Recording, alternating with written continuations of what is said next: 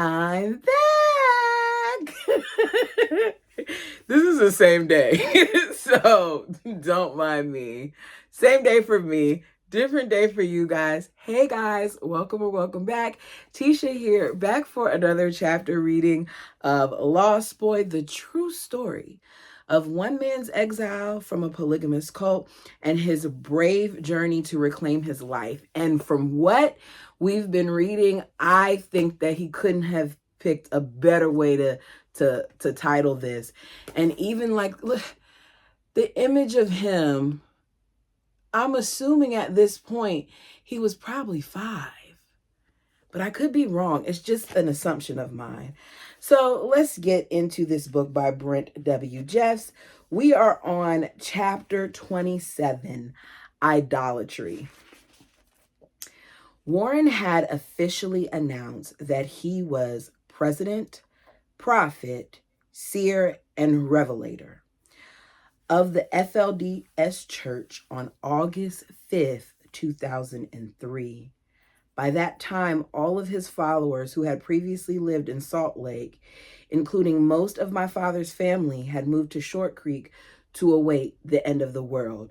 I still cannot believe that so many people thought that the world was coming to an end, relocated, and time again were fooled into believing that the reason why it didn't happen is because they're not believing enough. They're not faithful enough. They're not doing the things that they're supposed to do in order for it to happen. Crazy. But it just goes to show you how much they've been brainwashed. Warren had already begun cracking down on the people of Short Creek, canceling the 2003 celebration of Leroy Johnson's birthday in June and the Pioneer Parade in July, which commemorates the date that Mormons first settled in Salt Lake Valley. On August 10th, 2003, Warren preached a sermon painting himself as Moses and his people as worshipers of the golden calf. What? This is what led up to it. July 26, 2003 was the 15th anniversary of a government raid on polygamists in Short Creek. The people of Short Creek, led by the Barlow family, which had traditionally held more power in Colorado City and Hydale than the Jeffs, had erected a monument to honor the suffering of the families involved. The 1953 raid went awry in many of the same ways that the raid on the FLDS compound in Texas did in 2008. Dozens of families were split. Back then, Arizona National Guard, state police, and sheriffs swooped into town, expecting to surprise the residents. But church members had been tipped off and calmly awaited the police, singing hymns and patriotic songs at the instruction of Uncle Roy.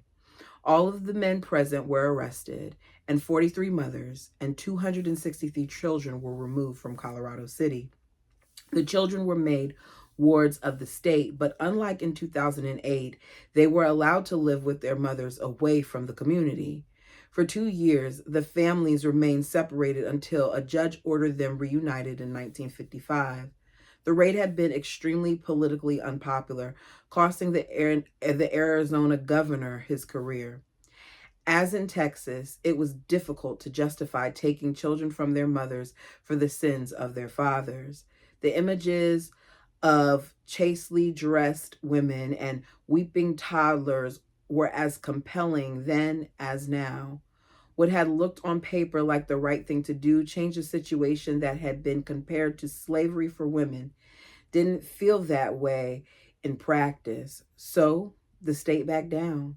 Uncle Roy had declared that the deliverance of the people in 1953 was the greatest miracle of all time, according to a plaque that was placed on the monument when it was dedicated in 2008. Defying Warren, the Barlow family, many of them descendants of Prophet John Y. Barlow, had refused to cancel the dedication ceremony.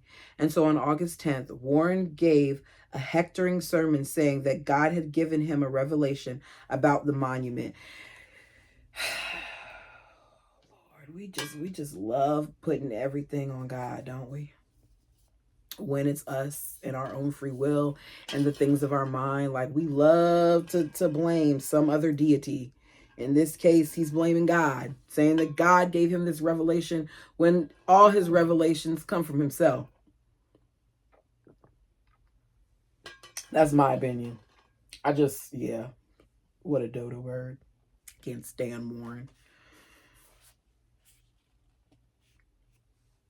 Verily I say unto you, my servant Warren, my people have sinned a very grievous sin before me, and that they have raised up monuments to man and have not glorified it to me.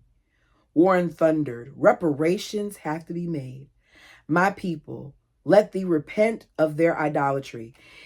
I think I said this before, but he finds this monument to be idolatry, yet the pictures of him that are all over the place when these people don't even have pictures of their own family up, he doesn't deem that as idolatry? Interesting. He ordered the monument destroyed. Its pieces had to be scattered in the mountains so that no one could ever find them and rebuild it. He said that the people were now unworthy of blessings. There would be no more weddings, priesthood meetings, baptisms, or services held in the meeting house until the people have fully atoned for their sin. Do you understand this? You're telling people no more weddings, which I was about to say this is really messed up, but he's the person who determines who gets to get married to who anyway. He's a sign and stuff. So maybe for the women, that was a relief.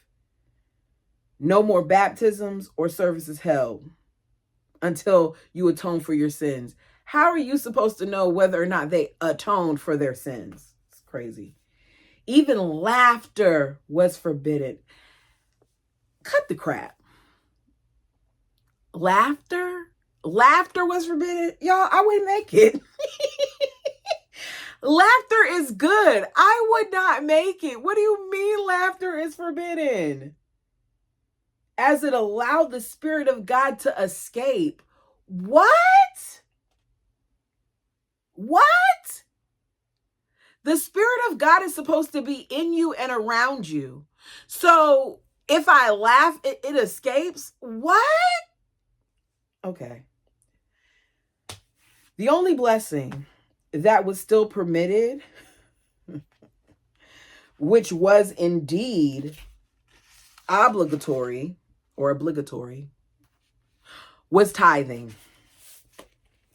Since Saturday workdays supported the financial well-being of the church, these two were not stopped. Life in Short Creek became more grim. Somewhere around this time, a pit bull or Rottweiler mauled a toddler to death, and Warren banned all dogs from the community. Someone told me this in my Big Love reviews that I do, because there's a part there where a dog bites one of the kids and all dogs are eliminated. They're poisoned and they're not allowed to have any more dogs. And they said they got it from Warren Jeffs. So this is confirmation that Warren Jeffs actually did this. Like, he got rid of dogs. Church members were required to take their pets out and shoot them. If they couldn't or wouldn't do it, D. Jessups, the zookeeper who had slaughtered the cows in our survival class, would do it for them.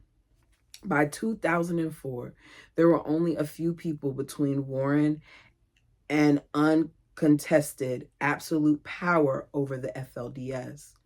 One was Fred Jessups, the Bishop of Short Creek. Jessups was well into his 90s and very popular among the townspeople. I met him only a few times myself, once for a lecture on my wild ways when I lived there, but I knew folks trusted him as a compassionate leader. Warren knew that if he didn't neutralize Fred, he wouldn't be able to control the Barlow men. 80-year-old Lois Barlow had once been considered the next prophet. If the Barlows and Fred Jessups joined forces, Warren might lose his power. But without Fred, the people would likely stay loyal to Warren. And so suddenly, Fred disappeared. What? By this point, the FLDS had outposts in Mexico, Colorado, South Dakota, and Texas. Warren had directed the purchasing of these properties. In El Dorado, Texas, the church had claimed that they planned to use the 1,691-acre property valued at $700,000 as a hunting retreat. Instead, they built the Yearning for Zion, YFZ Ranch, named after a hymn Warren had written. It had a room for about 2,000 people, including huge houses for large FLDS families. Construction on the first ever FLDS temple began as soon as the property was purchased. This was ominous because some say that the blood atonement can be carried out only inside a temple. What? And there were rumors that this temple housed a furnace that could produce temperatures as high as 2,700 degrees Fahrenheit, 2,700 degrees Fahrenheit, hot enough to incinerate a body so completely that there would be no way to tell who or even what had been burned. The temple was another sign of apocalyptic thinking. The FLDS claimed that when the final stone of a temple is laid, the people will be lifted up. Why this wasn't necessary for the prior preparations for elevation made by Rulon and Warren, I couldn't say. Perhaps Warren had decided that this was why those prior elevations hadn't occurred. Rumors flew that Fred was being held at the YFZ ranch or in a compound in Mexico against his will. Others believe that Warren had him killed. Still others say he lost the will to live because he was kept away from his family and friends. He was never seen alive again. On January 7, 2004, Warren called a meeting of the people at the Johnson Meeting House. Again, he expressed his anger and disappointment with his followers, chastising them for their faithlessness and continued sinning. He went on and on and on and on, condemning their disobedience and lack of respect for the priesthood. When he had whipped everyone up into a frenzy of self-crimination and fear, he told a group of men, including Lois Barlow, several other Barlow men, and my uncles David, Hiram, Blaine, and Brian Jeffs to stand up. Warren called these men master deceivers. Interesting how anybody who holds any type of power or anyone who may possibly go against him and what he's saying and doing, those are the deceivers, but Warren himself isn't, right? And we know that he's the biggest deceiver of them all. But here he is calling the competition out as deceivers. Verily, thus saith the Lord to this people, all those who join with these deceivers and hypocrites will be darkened and will have to be cast out. To the men's wives, he said, all you ladies married to these men are released from them and will remove yourselves immediately from their presence. If you don't, I will have to let you go. What? You see what he does? So not only are you sitting here and you're calling them out, you're trying to cast them away, and you basically tell the wives who are already in fear and under your mind control that they too will be cast away if they don't follow what has been told. Man, I'd leave.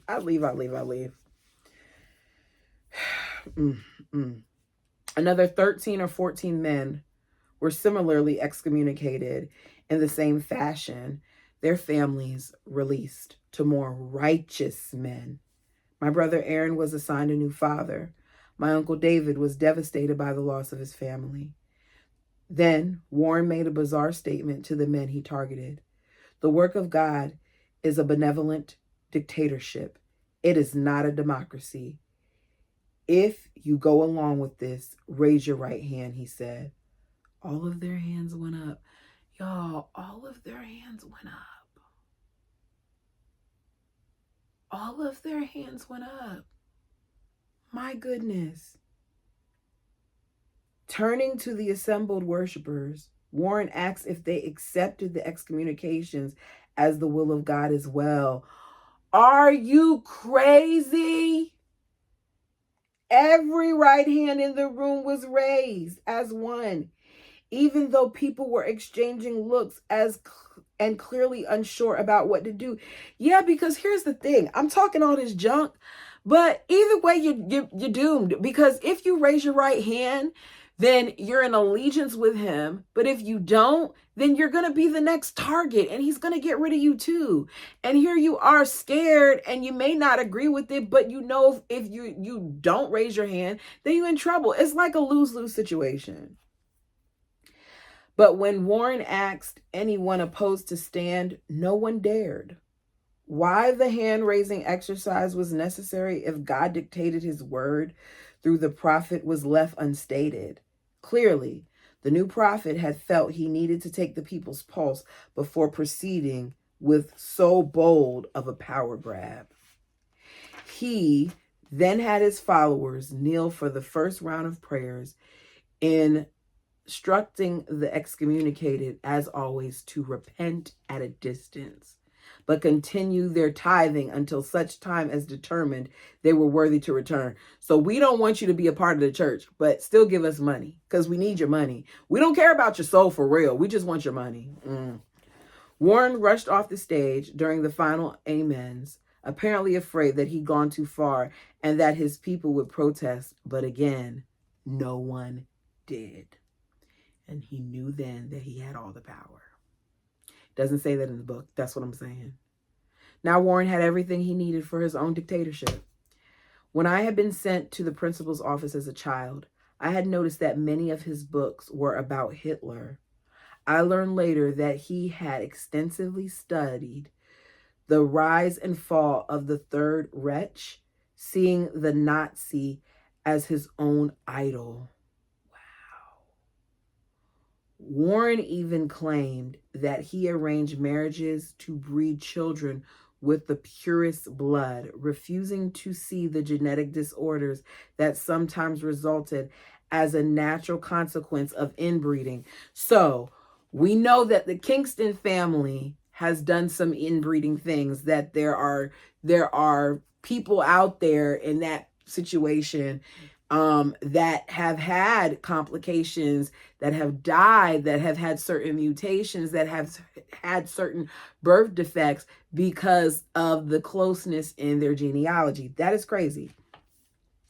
He said God changed people's DNA to avoid such problems in priesthood marriages, if the people were truly worthy or something like that. Without services and priesthood meetings to preside over the weddings, to officiate at Warren's public appearances declined. Some say that he had decided that the monument had permanently desecrated Colorado City and Hydale. Others say he had never much cared for the area and didn't mind abandoning it. Either way, he began to avoid Short Creek. Our lawsuits had made public appearances too risky and driven him underground. When he failed to respond to my suit, my attorneys began trying to subpoena him to answer it. They hired a private investigator, Sam Barrow, who lived in southern Utah, or Brower, Brower. Sam had previously worked for Rosa Chatwin, an FLDS member who had refused to vacate his home. For Ross Chatwin.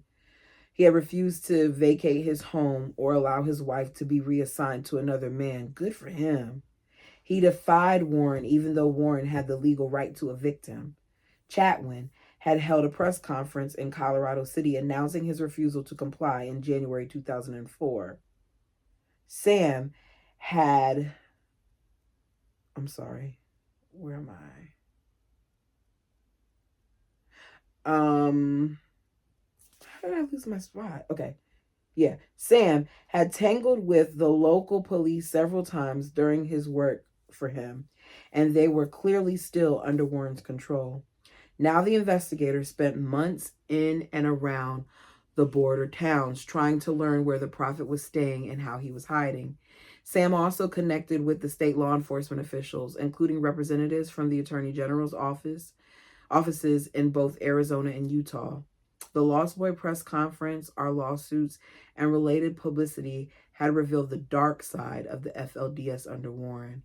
All of this put pressure on law enforcement to do something about the reports of underage marriages, sexual abuse, domestic violence, welfare fraud, and other crimes that were being uncovered.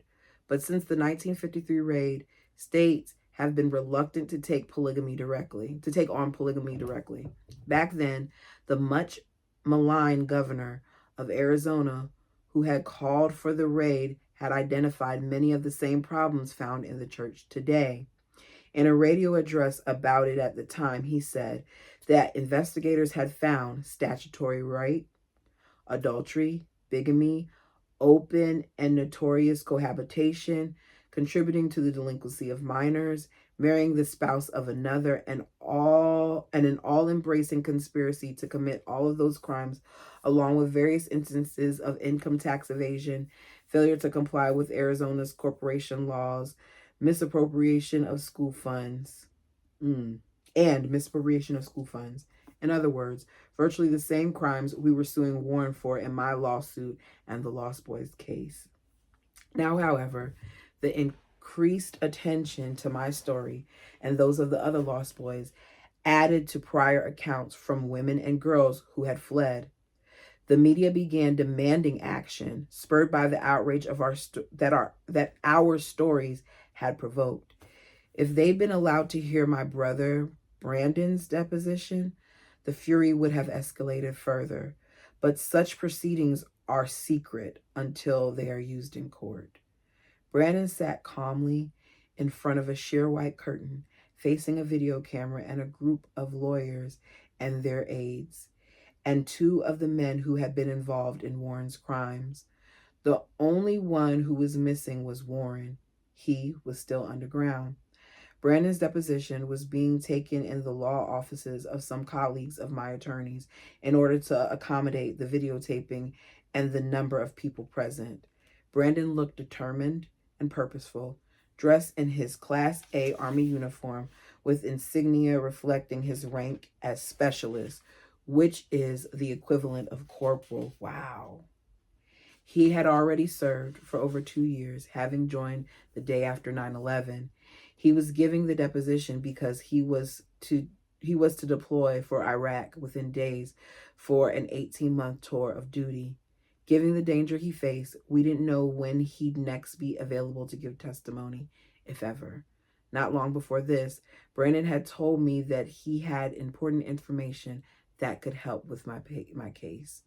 For legal reasons, I wasn't able to be present to support my brother as he supported me, but the video was painful to watch. My brother started out unemotional, giving clear, precise answers as Greg Hool questioned him about his background in education and what he was taught about obedience and respect at home and in church. Brandon said that he'd been trained to obey every word. Teachers and church leaders said without question. Do you understand the danger of that? Do you understand the danger of saying to obey every word? Meaning, even when you're told that you're not supposed to say something about being touched, that's what you're taught. So they had that put into their minds at an early age, which gives these predators more ground to do vile things because y'all are already working on these kids from day one. And then, responding to Greg's continued questioning, Brandon began to tell his story. Warren and some of his brothers would come and single us out and take us to the bathroom down the hall. Oh my goodness. He got another one of the brothers. It's not just Clayne. It's not just Brent. Now his brother Brandon too.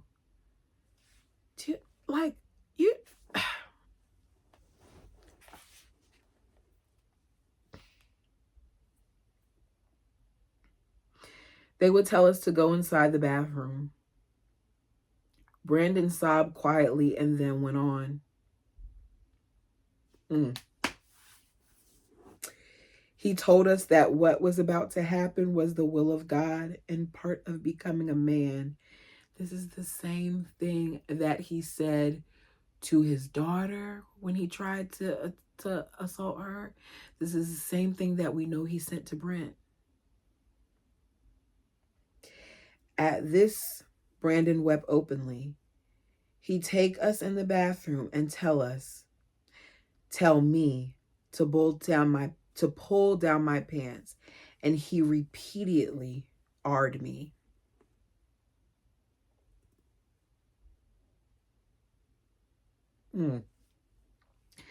Greg gave Brandon some time to compose himself and then asked how old he was at the time. 5 or 6. I can't remember exactly, Brandon responded. He said that it happened more than 10 times.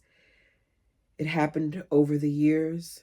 My brother then discussed the roles played by Warren and his brothers in the attacks, saying that one of them, who was actually sitting directly in front of him, was more violent than the others, more aggressive. Brandon's bravery, dignity, and integrity were obvious in every word, even as he discussed the most difficult things. Then Greg asked him if he still has emotional and mental after effects. He said yes, and then burst into tears again. I don't know exactly where to start, Brandon said. It was a total betrayal of trust, of everything that they said that they stood for, that they were doing God's work and they were defiling children, he said. The only time I show any emotion is when I am talking about this. I am completely emotionless about everything else.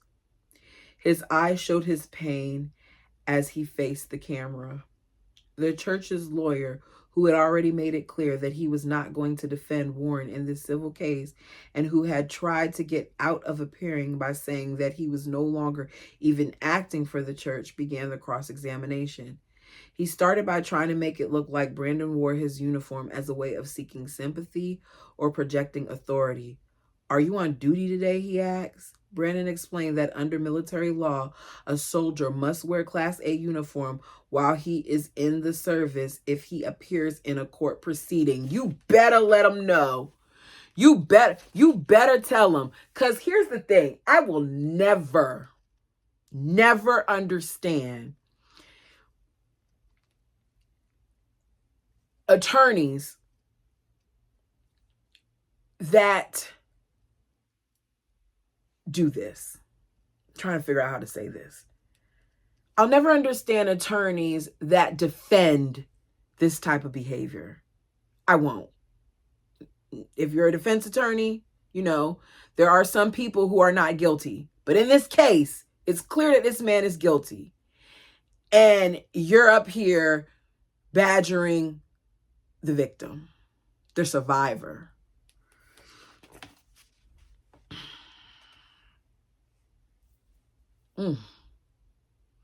From there on out, it was clear that no line of questioning, even about the details and timing, would undermine Brandon's truth.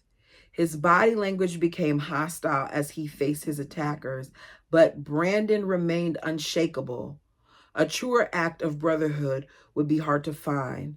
I remain grateful to this day and awed by my big brother's courage. Brandon considered filing his own suit too, but he couldn't because due to his age, the statute of limitations for him to file abuse charges had run out. I think that they need to change that. I think that that needs to be changed across the board because, and that's like crime is crime. I don't think that because 7 years have passed, now you shouldn't do anything. No.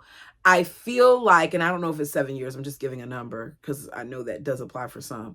I feel like this should be treated like murder. You know how murder doesn't have, like a cold case can come back and it can be 50 years and you can have to go to trial. It should be the same way with these things because a part of them is being killed off.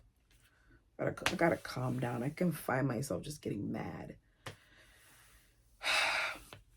After taking the deposition, my lawyers were chomping at the bit to get Warren into a courtroom to face us. They could see that it was the so-called saints who were defiled, not the children they had devastated. But Warren remained among the missing. That's the part. Like, he's such a coward that you can't even come and show up to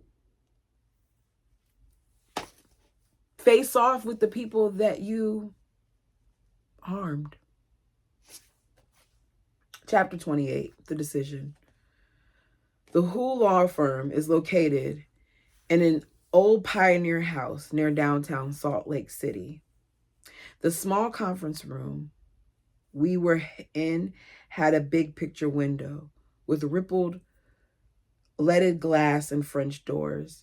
I sat around a conference table with Dan Fisher, Greg Hool, and his brother Roger, and 6 other Lost Boys in the suit. It was early 2005, and we faced a decision about our legal strategy. Strategy. I cannot. Strategy. There we go. It wouldn't come out. One that most people would find extremely difficult. Law enforcement officials were still unable to serve Warren with papers. He had remained underground, supported by church members. He frequently brought new luxury cars, BMWs, Suburbans, and other SUVs to slip around the inner Mountain West, where he had scattered his wives. It's sick that these people hit him. It is. Occasionally, he conducted plural weddings. Rumor had it that he had 180 wives by this point, many of them formerly my grandfather's. Warren had apparently fired his lawyer. He had told his people to answer them nothing, if required to appear in court or respond to the media. The phrase comes from the Book of Mormon.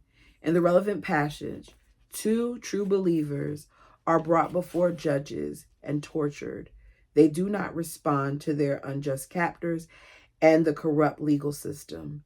In our modern legal system, this response was a risky, tactical mistake. Our attorneys explain that as trustee of the United Effort Plan, Warren had certain legal obligations. These were determined by law in the papers that created the trust. Consequently, if any trustee failed in such duties, the state had the right to take over a trust to protect its members. I am seeing more and more how much Big Love has taken from this community. I get it. I get it. This is reminding me of the UEB in Big Love. So they've taken over the trust to protect the members. Because of the legal nature of the trust, this can be done despite religious objections.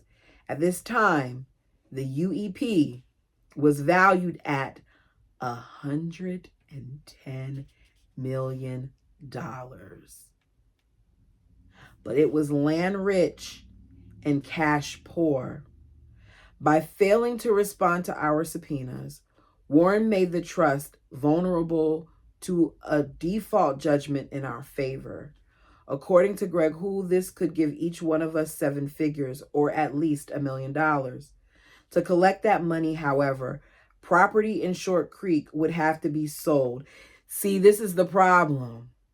Because these people don't own their own homes, the UEP does, which means that they don't have cash, because it said they're land rich, cash poor. You're going to have to kick these people out of their homes in order to get money. And for real, I don't think they went into it for the money. I think they went into it because they want these people to pay with doing time. To collect that money, however, property in Short Creek would have to be sold. And this had the potential to force some of my family and the families of other lost boys out of their homes. If we wanted money, it would come at a price to them. Alternatively, we could ask the Utah Attorney General to have a judge appoint a new trustee. Doing this would mean forging a near certainty of getting large sums of money for ourselves. The first responsibility of any new trustee would be to fight us in court to protect the trust money. In essence, if we took this path, we'd be fighting to protect the trust from ourselves. Nonetheless, appointing a trustee would not only prevent the court from liquidating the trust to pay settlements to us, it would also keep Warren from legally evicting families from their homes at his whim. So they're in a situation where they're going to have to protect the other people. The trustee official task would be to manage the trust to benefit the people whose money and property made up the UEP, the United Effort Plan. So our choice was clear. Take the money for ourselves to punish Warren, and as a result, probably hurt our families who were still in the church, potentially rendering them homeless, or use our lawsuit to push the state to appoint a trustee. For me, it was not a difficult decision. My main goal had always been to bring Warren to justice, not to get money. Sure, it would be nice to be a millionaire. I'd have fleeting thoughts about a Ferrari and a big house for Jody. I wouldn't have been able to enjoy my wealth knowing that I'd gotten it by punishing my family. And Warren wouldn't be affected much at all if we went after money, since he still couldn't collect tithing. Since he still could collect tithing. Of course, some family members would hate us for going against the prophet no matter how we did it, but there was nothing we could do about that. Greg had called me before the meeting to ascertain how I felt. I told him plainly that I wasn't in it for the money. My friend Richie agreed. But later, as Richie looked around the small conference room, he thought he saw some doubts on the faces of one or two young men. When Joan had led the legal team, there had been lots of talk about how rich we were all going to be soon. Some guys were obviously furious with their families for having them thrown out. After a minute, Richie stood up and wrote a favorite quote of his on the whiteboard. It said, "What you do for yourself dies with you when you leave this world, and what you do for others lives on forever." Then we wrote our votes down on a piece of paper, folded them up, and handed them to the lawyers. But it turned out that Richie didn't need to worry. Our vote was unanimous. We would take on Warren, not go after the trust money. We all maintained our commitment to rejecting the money, even when the lawyers talked to us privately. Afterward, we all went on a ski and snowboarding trip. Yeah. It's not about the money for them. It's about getting justice. And I think that it says a lot because, as he said, a lot of those young men were still angry with their families. And to be honest, they had every right to be. You kicked them out. I get that they were fearful, but you still kicked them out. So with that being said, I respect them for the decision that they made. It couldn't have been easy for all of them. For some of them, it had to be hard, especially because they probably needed the money, right? Greg told me later, we approached it very carefully because we didn't want the boys influencing one another. We wanted everyone to make their own decision. They all seemed very certain to me that they were not interested in the money. Now, I'm sure there's been times when paying their bills that they think I shouldn't have done that, but I don't know. My brother and I were just flat out impressed by their commitment to try to do something that would be more helpful and more beneficial to the families, even though they would be despised for it. From our perspective, we hope that in the long run, the families in the church would understand that we've been trying to protect them. And that is where we're going to end it for today. We don't have much more to go, y'all. I enjoy this book. It feels like we went through it quickly. I feel like I just said my son got us a book, and here we are, now at the end. Well, we're not at the end. We still got, I think it might be maybe one or two more readings. I don't know. But let me know how you felt about this chapter. Knowing that Warren did what he did, it makes me wonder how many of his siblings' kids that he did this to. Warren did this to his own children. There's no, like, and none of it's right. And a lot of times, this is what happens. Like, it's people closest to you who do this type of disgusting stuff. The perversion is real. I just wonder how many others that he's done this to that haven't came out.